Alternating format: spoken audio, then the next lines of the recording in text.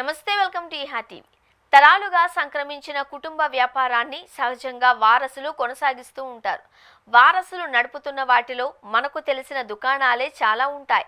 అంతెందుకు, మన పొరుగునే ఉంటారు. కుటుంబ వ్యాపార విధానం ఒక్క భారత్కే పరిమితం కాలేదు.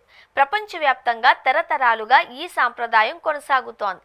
వారసత్వాన్ని కొనసాగించడం ఒక బాధ్యతగా భావించిన రోజులు గతం. యువతరం మారింది. ఆలోచనల్లో అంతరం కనిపిస్తోంది.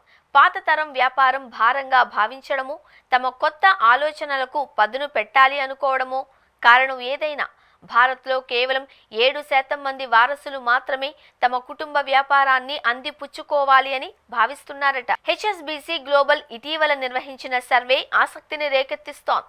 మన దేశంలో వారసత్వం చుట్టూ ఉన్న సంప్రదాయ అంచనాలను ఈ నివేదికలోని అంశాలు తలకిందులు చేస్తున్నాయి.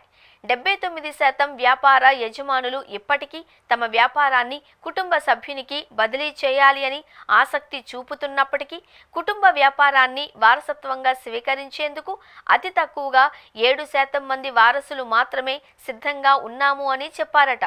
88% మంది భారతీయ వ్యవస్థాపకులు తమ కుటుంబ సంపదను నిర్వహించడంలో తదుపరి తరం సామర్థ్యంపై నమ్మకం వ్యక్తం చేస్తున్నారు. కొసమెరుపేంటి అంటే, తమ పిల్లలు కుటుంబ వ్యాపారాన్ని అందిపుచ్చుకుంటారు అని ఆశించడం లేదు అని 45% మంది నిర్మోహమాటంగా తేల్చి చెప్పారు. హెచ్ఎస్బిసి గ్లోబల్ ప్రైవేట్ బ్యాంకింగ్ ఆసియాలో కుటుంబ వ్యాపారాలు సామరస్యంగా వారసత్వ బదిలీ 2025 పేరుతో నివేదిక రూపొందించింది. కనీసం 17 కోట్లు పెట్టుబడి పెట్టగలిగే అధిక నికర విలువ కలిగిన 1798 మంది వ్యాపారవేత్తలు ఈ సర్వేలో పాలుపంచుకున్నారు. ఈ పరిశోధనను China, France, Hong Kong, Bharat, Singapore, Switzerland, Taiwan, UAE, UK, యుఎస్లో ఆన్లైన్లో నిర్వహించారు. దేశంలో కుటుంబ యాజమాన్యంలోని వ్యాపారాలు సంపద బదిలీ, వారసత్వ ప్రణాళికను ప్రతిష్టాత్మకంగా తీసుకుంటున్నాయి. పటిష్టమైన ఆర్థిక సలహాలు, నష్ట నివారణ చర్యలు, సంపద నిర్వహణకు తదుపరి తరానికి పాత తరం వారి అనుభవాన్ని రంగరించి సలహాలు, సూచనలు ఇస్తోంది. తమ కుటుంబ వ్యాపారం భవిష్యత్తులో మరింత విస్తరించాలి అనే దూరదృష్టితో కుటుంబ పెద్దలు అత్యంత పారదర్శకంగా బదిలీ ప్రక్రియను చేపట్టడంతో పాటు యువతరానికి మార్గదర్శకత్వము వహిస్తున్నారు. కొన్ని కుటుంబ వ్యాపారాలు 100 ఏళ్లకు పైగా విజయవంతంగా కొనసాగుతున్నాయంటే ఇలాంటి చర్యలే కారణం.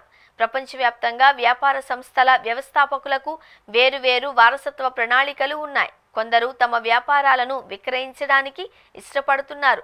చాలా మంది మాత్రం తాము నిర్వహిస్తున్న వ్యాపారాన్ని కుటుంబ సభ్యునికి బదిలీ చేయాలి అని అనుకుంటున్నారు. ఇలాంటి వారి సంఖ్య అత్యధికంగా భారత్లో 79% ఉంటే, యూకేలో 77%, స్విట్జర్లాండ్ 76%, తైవాన్ 61%, చైనా 56%, హాంకాంగ్లో 44% ఉంది. ఇక మహానగరాలలో పెరిగి విదేశాలలో చదువుకున్న 2వ, 3వ తరం వ్యవస్థాపకులు వారి వారసత్వ వ్యాపారాలను నూతనంగా మలుచుకుంటున్నారు. మా మీద నమ్మకంతో బాధ్యతలు అప్పగించారు అని, కాబట్టే వ్యాపారాన్ని మరింత బాధ్యతగా తీసుకున్నాము అని దాదాపు 95% మంది చెప్పారు. ఇలా చెప్పిన వాళ్ళు మన దేశంలోనే ఎక్కువ. ఈ విషయంలో ప్రపంచ సగటు 81%. కుటుంబ వ్యాపారాన్ని చేపట్టినప్పటికీ కొత్త ఆలోచనలతో ఇతర వ్యాపారాలలోకి కూడా అడుగు పెట్టగలం అనే ధీమాను 83% మంది తదుపరి తరం భారతీయులు వ్యక్తం చేశారు. భారత జీడీపీలో కుటుంబ వ్యాపారాల వాటా దాదాపు 79% ఉంది. 1990ల నాటి ఆర్థిక సరళీకరణ తరువాత చాలా వరకు ఈ కంపెనీలు ఏర్పాటయ్యాయి. ఇప్పుడు ఈ సంస్థల్లో తరాల మార్పు జరుగుతోంది. 2023-2030 మధ్య ఆసియా పసిఫిక్ ప్రాంతాలలో 4,95,90,000 కోట్ల సంపద ఒక తరం నుంచి తదుపరి తరానికి బదిలీ జరుగుతుంది అని మెకిన్సే అంచనా వేసింది. వీరిలో అల్ట్రా హై నెట్వర్త్ వ్యక్తులు 60% మంది ఉన్నారు.